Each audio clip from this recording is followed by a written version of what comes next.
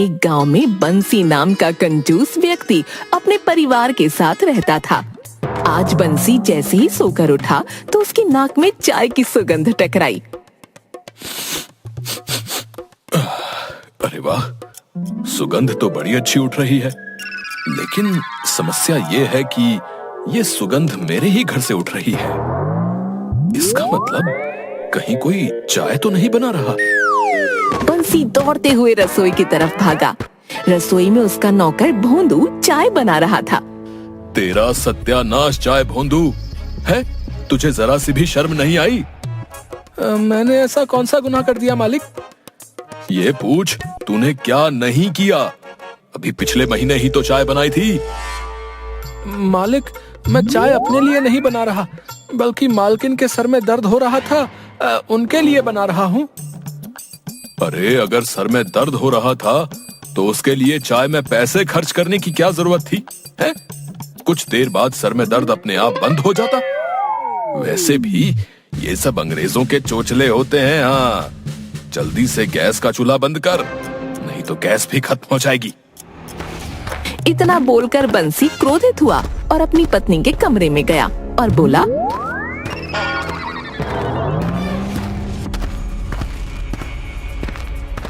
क्या तुमने ही भोंदू से चाय बनवाई थी? हैं? हाँ, आज मेरे सर में हल्का सा दर्द था, इसलिए मैंने 10 रुपए का दूध मंगवाकर चाय बनाने को बोल दिया।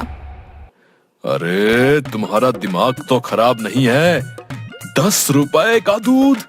अरे इतने पैसों में तो दोपहर के आलू आ जाते। हाँ, जो कि भोजन के रूप में 3 दिन घर में चलते। अरे रे रे रे।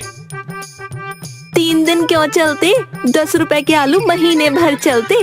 पता नहीं कौन सा ऐसा मनहूस दिन था जब मेरा ब्याह तुम्हारे जैसे कंजूस मक्खी चूस आदमी के साथ हुआ। अरे बाप की कमाई हुई दौलत कहाँ ले जाओगे? मर जाओगे किसी दिन, सब यहीं रखा रह जाएगा। वाह वाह वाह वाह। पहले के जमाने में पत्नियां अपने पति की लंबी उम्र के लिए व्रत रखती थी, और आजकल की पत्नियों को देखो, पति के मुंह पर ही बोल रही है कि मर जाओगे। अरे ये बोलते हुए तुम्हारी जुबान नहीं जली है? वैसे अच्छा ही हुआ तुम्हारी जुबान नहीं जली, वरना उसके इलाज में भी मेरे ही पैसे खर्च हो जाते। तुमसे तो बात करना ही बेकार है। 1 महीने बाद चाय की तलब लग रही थी, तुमने उस पर भी घर में हंगामा कर दिया। इतना बोलकर बंसी की पत्नी क्रोधित होते हुए घर से बाहर चली गई।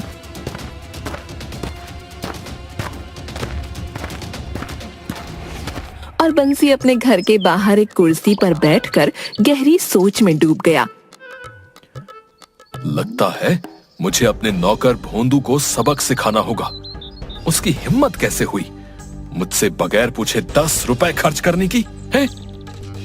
तभी बंसी को कुछ याद आया और उसके चेहरे पर चिंता की लकीरें झलकने लगीं। अरे मैं तो भूल ही गया, आज का तो मेरा भोंदू को पगार देने का वादा था।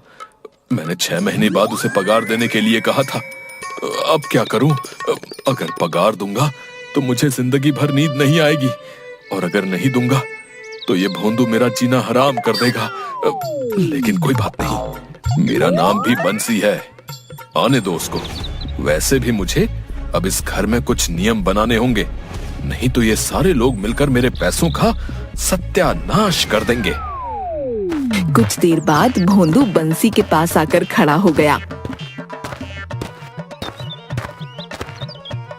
मालिक, आज मुझे पगार दे दीजिए, मुझे गांव जाना है। पगार? कैसी पगार? मालिक, 6 महीने पहले आपने ही तो कहा था कि आज से तुझे पगार 6 महीने के बाद मिला करेगी। मैंने पूरे 6 महीने तक आपसे कुछ भी नहीं मांगा। और जो पिछले 6 महीने से मेरा राशन खा खा कर मोटा हो गया है, उसका हिसाब कौन करेगा? तेरा बाप? देखिए मालिक, आपका हिसाब किताब मेरे साथ है, कृपया करके मेरे पिता का नाम मत लीजिए।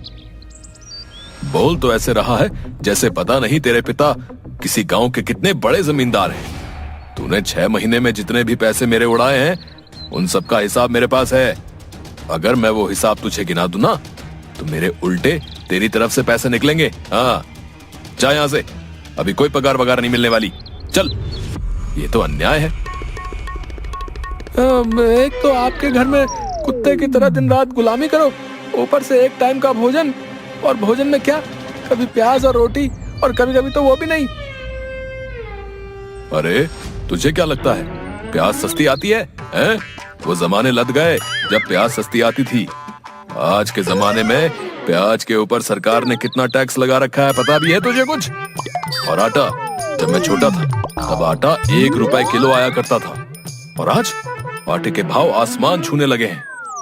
भोंदू समझ गया कि बंसी उसकी पगार नहीं देने वाला। वो क्रोधित होते हुए वहां से चला गया।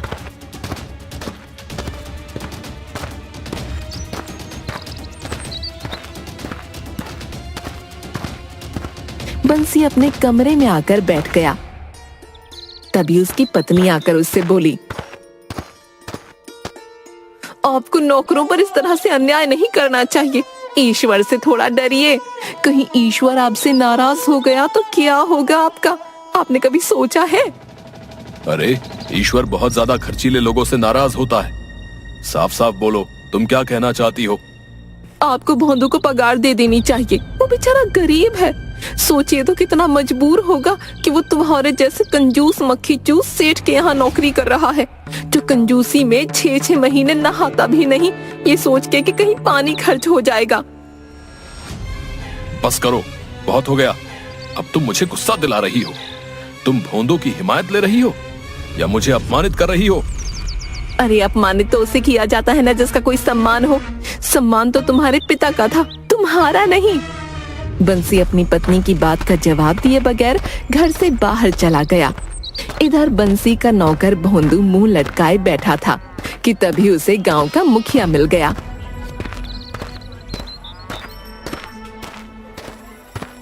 अब क्या बात है भोंदू, मुंह लटका कर क्यों बैठे हुए हो भाई? अब आपको क्या बताऊं मुखिया जी, मुझे गांव जाना है। 6 महीने पहले बंसी सेठ से पगार मांगी थी, तब उसने बोला था कि पगार 6 महीने बाद ही मिलेगी।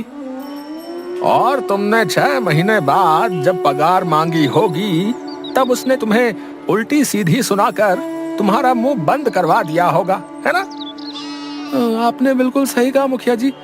मुखिया जी मैं बहुत परेशान हूँ, कृपा करके मेरी पगार दिलवा दीजिए ना, आप तो गांव के मुखिया हैं। चिंता मत करो, उस कंजूस बंसी से मैं तुम्हारी पगार दिलवा कर रहूंगा। चलो मेरे साथ। भोंदू मुखिया को लेकर बंसी के घर चला गया।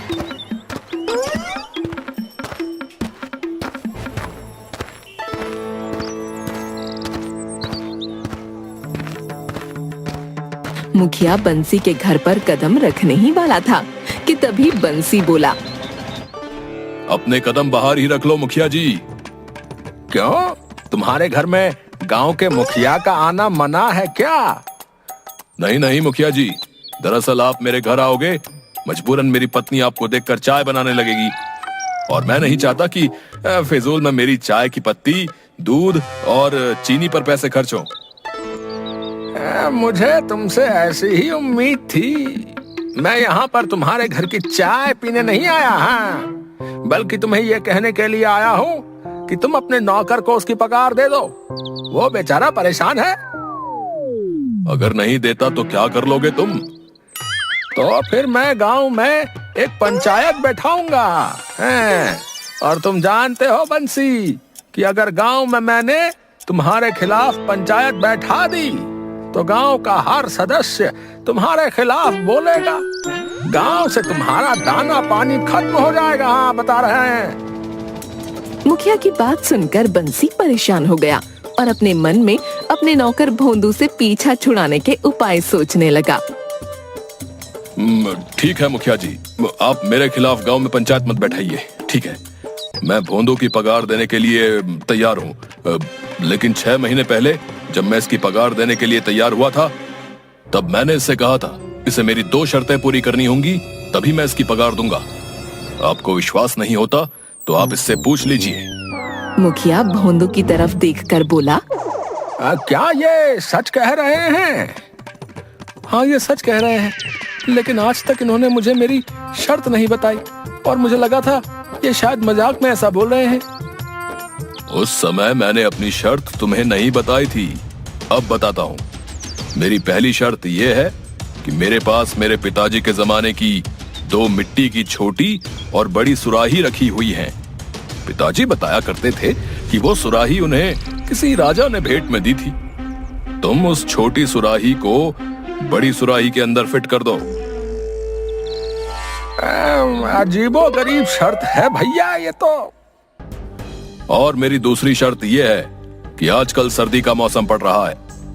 मेरे झोपड़ी वाले गोदाम में चावल की बोरी गीली हो गई है। तुम उन चावल की बोरियों को धूप में सुखा दो, लेकिन ध्यान रखना चावल की एक भी बोरी मेरी झोपड़ी से बाहर नहीं जानी चाहिए। तुम इस कार्य को करने के लिए जितना समय चाहे उतना समय ले सकते हो। तब तक तुम्हें घास की रोटी और घास की ही सब्जी मिलेगी। अबे ये क्या बकवास कर रहे हो बे बंसी? अरे ऐसा कैसे संभव है भाई? ओ मुखिया हो, अगर ये शर्तें पूरी करने को तैयार है तो मुझे पगार देने में कोई एतराज नहीं तो ये बगैर पगार लिए यहाँ से जा सकता है। अगर ये चाहे तो नौकरी छोड़ दे, मुझे कोई एतराज नहीं। मेरे पैसे और भोजन ही बचेगा। मालिक, मेरी वफा का आपने ये सिला दिया। आप तो बेवफा निकले। अरे जाओ जाओ, ये फिल्मी चुपड़चू मेरे साथ नहीं चलेगी, समझे? इतना बोलकर बंसी अकड़ता हुआ वहां से चला गया और मुखिया दांत पीसता हुआ अपने घर की तरफ गया। अब मैं क्या करूं? जब तक मुझे मेरी पगार नहीं मिल जाती तब तक तो मुझे बंसी के घर पर ही रहना होगा।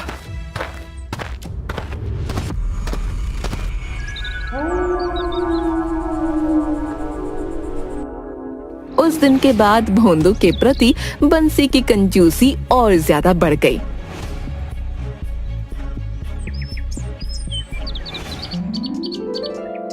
एक दिन बंसी की पत्नी ने भोंदू के लिए जैसे ही भोजन की थाली तैयार की,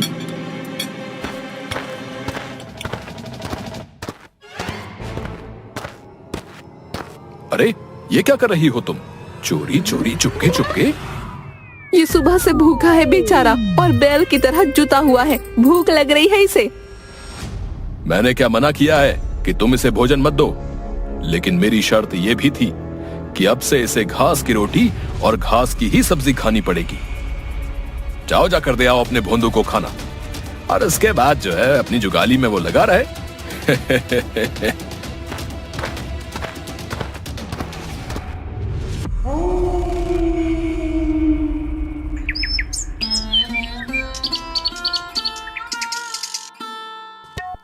भोंदू, अरे भोंदू, अरे कहाँ मर गया रे तू भोंदू? आया मालिक।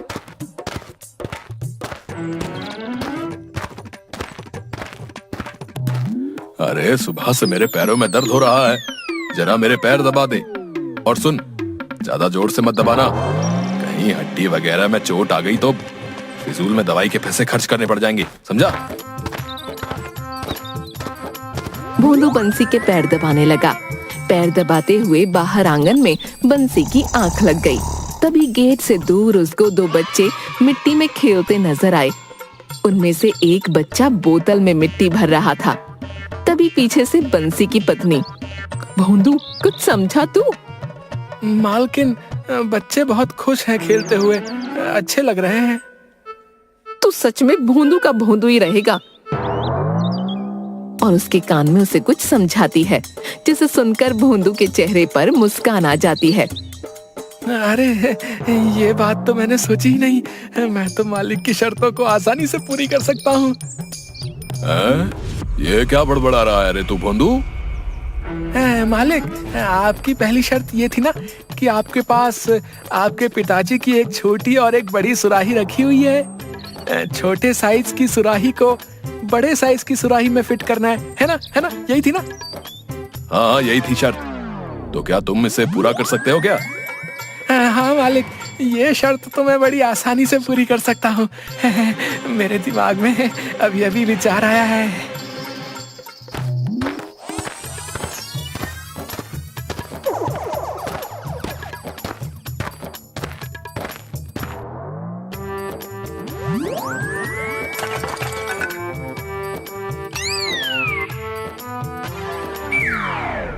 देखिए मालिक, आपकी पहली शर्त मैंने पूरी कर दी। किस तरह से मैंने छोटी सुराही को बड़ी सुराही में फिट कर दिया, देखिए। आहा। अरे तेरा सत्यानाश जाए रे भोंदू। हैं? ये क्या किया तूने रे? हैं? कितना भारी नुकसान कर दिया मेरा। भोंदू बेवकूफी भरे अंदाज में बोला। मालिक, आपने ही तो कहा था छोटी सुराही को बड़ी सुराही में फिट करना है, तो मैंने कर दिया। ये सुनकर कंजूस बंसी सेठ का सर चकराने लगा। तभी भोंदू फिर से बोला। मालिक, मैं आपकी दूसरी शर्त भी पूरी कर सकता हूँ। अभी अभी मेरे मन में ना विचार आया है। हाँ।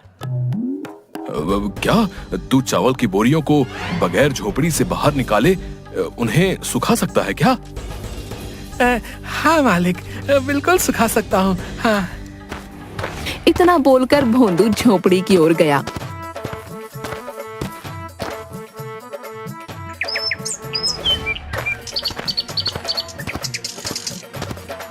और उसने एक बड़ी कुल्हाड़ी उठा ली। अरे ये क्या कर रहा है भोंदू तू? तूने ये कुल्हाड़ी क्यों उठा ली रे? मालिक, आप बस देखते जाइए। हैं, आप मुझसे हमेशा कहते थे ना कि मैं मूर्ख हूँ। अब आप देखिएगा मेरे दिमाग का कमाल। इतना बोलकर भोंदू कुल्हाड़ी लेकर झोपड़ी की छत पर चढ़ गया और कुल्हाड़ी से झोपड़ी को तोड़ने लगा। कुछ ही देर में झोपड़ी में बहुत बड़ा सुराख हो गया। उस सुराख के जरिए झोपड़ी के अंदर सूरज की रोशनी आने लगी। अरे अरे तेरा सत्यानाश जाए रे भोंदू के बच्चे। पिछले 25 सालों से इस झोपड़ी का बाल भी बांका नहीं हुआ था और तूने कितनी बेदर्दी से मेरी झोपड़ी में इतना बड़ा सुराख कर दिया रे। ये क्या मालिक, आप मेरे दिमाग की तारीफ करने की बजाय मुझे भला बुरा बोल रहे हैं। आप तीसरी शर्त भी रख दीजिए, मैं तो वो भी पूरी करने को तैयार हूँ। हाँ। भोंदू की बात सुनकर बंसी का सर बुरी तरह से चकराने लगा। वो हाथ जोड़ता हुआ भोंदू से बोला। उसकी कोई जरूरत नहीं है भोंदू। भाई मैं तेरे जो है हाथ जोड़ता हूँ यार, तू नीचे उतर आ। इससे पहले कि तू मेरे सारे घर का सत्यानाश कर दे, ये ले तू अपनी पगार ले और तू अपने घर हुआ जा। बंसी की बात सुनकर भोंदू नीचे आ गया और पगार लेकर वहां से चला गया। और बंसी सर पकड़कर घर पर कुर्सी पर बैठ गया और बंसी की पत्नी भोंदू को जाते हुए कहती है, बाय बाय भोंदू, सब काम अच्छे से निपटाकर जल्दी आना।